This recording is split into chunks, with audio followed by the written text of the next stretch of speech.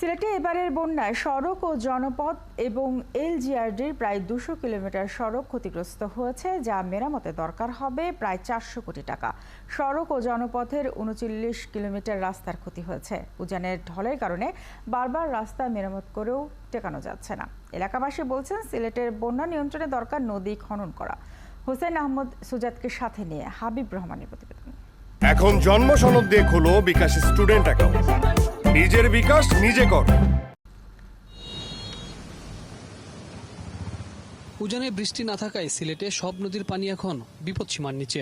দু একটি এলাকা ছাড়া শহর আর হাওরের ঘরবাড়ি থেকেও পানির পানি নেমে গেছে। উজানে ঢল না থাকলেও ফেঞ্চুগঞ্জ মধ্যবাজারের পানি এখনো নামেনি। গেল 2 বছর ধরে বন্যার পানিতে ডুবছে বাজারটি। কুশিয়ারা নদী, ওই নদীটা বহুদিন ধরে খনন হয় নাই। পশ্চিম বাজার পানি আসিল, রাস্তা উঁচু হয়েছে, পানি উঠে নাই, দেখলা নিচা বাজারে নিচা। এবার বন্যায় সিলেটে রাস্তাঘাটের ব্যাপক ক্ষতি হয়েছে। সড়ক ও জনপথ বিভাগের প্রায় 39 কিলোমিটার রাস্তা নষ্ট হয়েছে, আর স্থানীয় সরকার বিভাগের রাস্তা নষ্ট হয়েছে প্রায় 160 কিলোমিটার। দুই প্রতিষ্ঠানের এই রাস্তা মেরামতে লাগবে কয়েকশো কোটি টাকা। সড়ক ও জনপথের আওতায় 543 কিলোমিটার রাস্তার মাঝে আমাদের প্রথম দফায় 38 কিলোমিটার রাস্তা ক্ষতিগ্রস্ত হয়েছে এবং আনুমানিক মূল্য সেটা প্রায় 78 কোটি টাকার মতো। দ্বিতীয় দফায় আমাদের যে বন্যাটা ঈদের দিন রাত থেকে শুরু হলো, দ্বিতীয় দফায় আমাদের এটার পরিমাণ হচ্ছে 39.4 কিলোমিটার এবং এই ক্ষতিগ্রস্ততা প্রায় 85 কোটি টাকার কাছাকাছি। সুরমা কুশিয়ারা নদীতে পলি জমে গভীরতা কমে গেছে। জলবায়ু পরিবর্তনের কারণে বন্যার ভয়াবহতাও এবার বেড়েছে। পানি নিষ্কাশনের প্রাকৃতিক উৎসগুলো বিলীন হওয়ায় এই সমস্যা আরো বাড়ছে। আইডিওব্লির মাধ্যমে স্টাডি করানো হয়েছে, সেটা চূড়ান্ত রিপোর্ট আমরা শীঘ্রই পেয়ে যাব। তৎপ্রেক্ষিতেই আমরা সুনামগঞ্জের 20টা নদী খননে কিন্তু একটা প্ল্যানিং আছে। যেভাবে হাওর ও শহরে উন্নয়ন করে পানি প্রবাহে বাধা সৃষ্টি করা হয়েছে, তাতে ভবিষ্যতে সিলেট অঞ্চলের বন্যা নতুন শঙ্কার কারণ হতে পারে। সিলেট শহর এবং হাওরে বসতবাড়ি থেকে বন্যার পানি নেমে গেল এখন পর্যন্ত কিছু এলাকা রয়েছে যেখান থেকে বন্যার পানি নামেনি, এবং এইসব এলাকায় কখনোই বন্যার পানিতে এতটা ভয়াবহ অবস্থার মুখোমুখি পড়তে হয়নি এলাকাবাসীকে। তারা বলছেন, যদি কুশিয়ারা এবং সুরমা নদী খনন করা না হয় তাহলে এসব ভোগান্তি থেকে কখনোই রেহাই মিলবে না সিলেটবাসীর। হাবিব রহমান, 71, ফেঞ্চুগঞ্জ, সিলেট। বন্যা পরবর্তী পরিস্থিতি জানাতে আমাদের সাথে সিলেট থেকে যোগ দিচ্ছেন সহকর্মী হোসেন আহমেদ সুজাত। সুজাত, সিলেটে বন্যার পর রাস্তাঘাটের কি অবস্থা দেখছেন, আর কি দুর্ভোগে আছেন সিলেটের মানুষ, কি বলছেন তারা?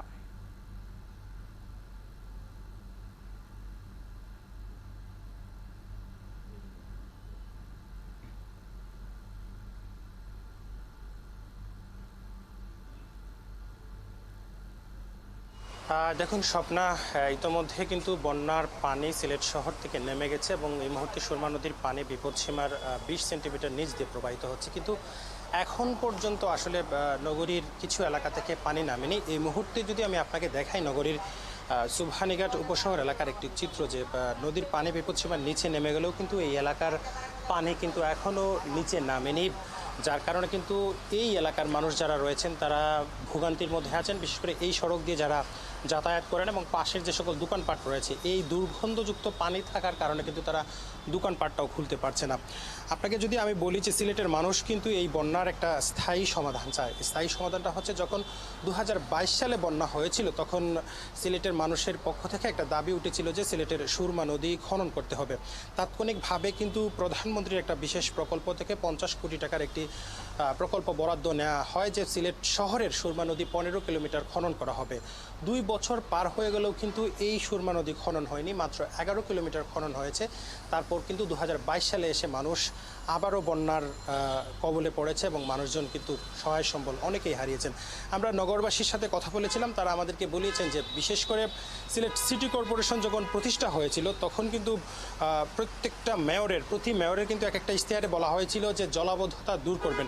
আমরা দেখেছি যে সিলেট শহরের একটি ড্রেন 3 থেকে 4 বার 4 থেকে 5 বার ভেঙে নতুন করে নির্মাণ করা হয়েছে। তারপরও যখন 150 মিলিমিটার 200 মিলিমিটার বৃষ্টি হয় তখনই কিন্তু সিলেটের মানুষকে এই বৃষ্টির পানির সাথে যুদ্ধ করতে হয়, কারো ঘরে হাঁটু পানি, কারো ঘরে কোমর সমান পানি, এইরকম পরিস্থিতি কিন্তু সৃষ্টি হয়। সিলেটের মানুষের স্থায়ী সমাধান চায়। তারা বলছেন যে বিশেষ করে সুরমা নদী খনন করতে হবে, পাশাপাশি সিলেট শহরের যে ড্রেনেজ ব্যবস্থা আছে, যে একটি ড্রেনের সাথে আরেকটি ড্রেনের কিন্তু সংযোগ স্থাপন নেই, সেটি কিন্তু তৈরি করতে হবে। এবং সেটি তৈরি যদি করা হয় তাহলে কিন্তু এই যে বছর বছর যে বন্যা হয়, যে বৃষ্টি হয়, সেই বৃষ্টিতে কিন্তু সিলেটের মানুষ নিমজ্জিত হবে না। স্বপ্না। সুজাত, অনেক ধন্যবাদ আপনাকে আমাদের সাথে যুক্ত হবার জন্য। দর্শক, সিলেট থেকে আমাদের সাথে যুক্ত ছিলেন সহকর্মী হোসেন আহমেদ সুজাত।